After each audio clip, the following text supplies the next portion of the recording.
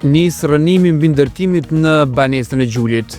Në fillim të muajit shtator, banorët e një kompleksi në lagjen Lakrishte reaguan sa i përket disa punimeve në katin e fundit të ndërtesës, banesë në pronësi të Gjuliana Nurës, finalistës së BBVK1.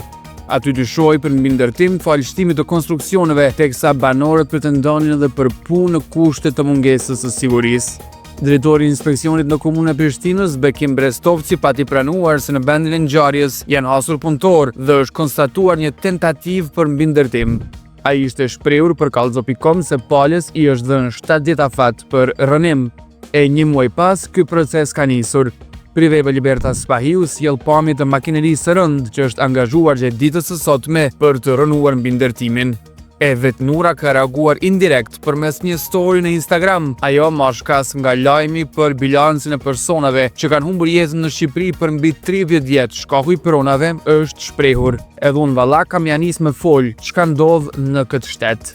Momentalisht hapësira është e pabanueshme teksa kjo ka krijuar një kosto shtesë për Bukuroshën krahas rënimit të investimit të bërë, sipas gjitha gjasave pa lejen përkatëse komunale.